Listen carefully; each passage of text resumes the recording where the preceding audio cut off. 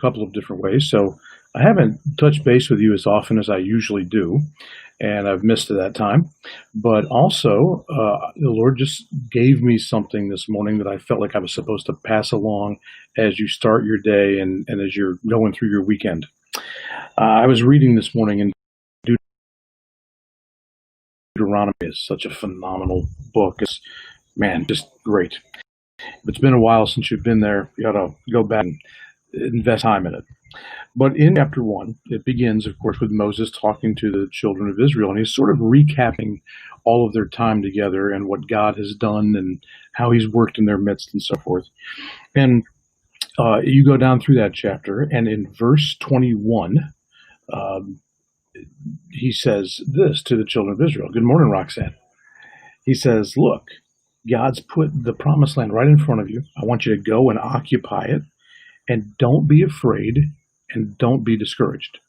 Now, clearly, the fact that he makes those 2 points tells us something. It tells us that fear and discouragement are 2 things that will keep us from stepping fully into what it is that God has provided for us and called us to. Good morning, Carol. So he's warning about these 2 things. Now, verse 22 is really interesting. And now Moses is talking to the people of Israel, and he says, but you all came to me and said, first, let's send out scouts to explore the land. They'll advise us on the best route to take and which towns we should enter. Now, that sounds perfectly reasonable, right? Hi, Angie. That sounds perfectly reasonable. That sounds like that's a good plan, good thinking, way to be careful and judicious. So I was reading that this morning, like the Lord just nudged me, and he said, there's an awful lot of people who have a moment of faith, and they let either somebody else talk them out of it, or they let themselves talk themselves out of acting on it because, well, now don't you think it would be more cautious to do this or to do that? I am not saying ignore counsel and advice, because the same Bible that tells you to take steps of faith also tells you to find godly counsel. But I will tell you this, that many times, hi Shirley, Bobby, good to see you guys popping up there.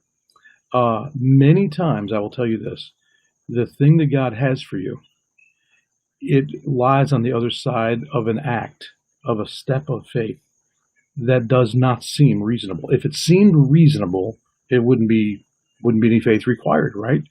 So I'm not saying just be silly and be foolish, but I am really urging you. If God's called you to something and made it clear, go for it, even if the judicious thing would be to play it slow and everything else. Now, a little bit further down, just a few verses down, in verse 26, Moses gives kind of the summary of what happened because of the way they did what they did. And he says this, he says, you rebelled against what God told you to do. So God told you to go take the land. You decided to play it smart, and the smart play was to not take the land. God did not see that as the smart play. You know what he saw it as? The rebellious play. He says, you rebelled. I told you to do something. You didn't do it. He says, you refused to go in.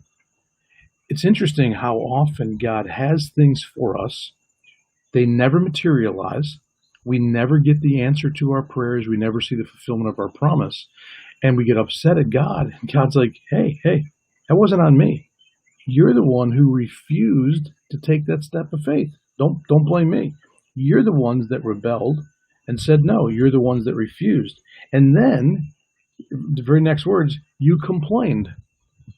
So it's our lack of faith. It's our rebellion against what God told us to do. It's our refusal to step out in faith. And yet we're the ones that begin to complain that God didn't do for us what he said he would do. Good morning, Virginia. And then verse 28 says this, says they became demoralized. The translation I'm reading, they became demoralized, and they just got frozen right there. And if you know the story, you know that they were frozen for almost 40 years. They just got stuck in life because they decided to play it safe, and their playing it safe led them to rebel, to simply not obey God and take steps of faith. They wound up becoming complainers. They were demoralized, and they got stuck. And my counsel to you, my encouragement for you this morning is go back through, sit down with the Lord and go back through your life and just ask a couple of specific questions. Lord, is there any place where you called me to something and I knew it was what you wanted and I let myself be talked out of it, whether I talked myself out of it or I let somebody else talk me out of it, but I knew it was you. But the smart move said, don't do it that way. And I went with the smart move instead of the faith move. Is there some place like that in my life? Is there some place where, not shaking my fist at God, but just through simple disobedience, I have been rebellious? Is there some place where I have refused to step into what you've called me to step into, refused your counsel and your call? Is there some place in my life where I am a complainer? Am I demoralized? Am I lacking the moral conviction and the drive to step into what you've called me to and created me for because of those other things? Is there something like that at work in me? I spent a little time talking to the Lord about that this morning for myself. God's so good and so gracious. He'll actually talk to us and he'll let us know if there is something like that.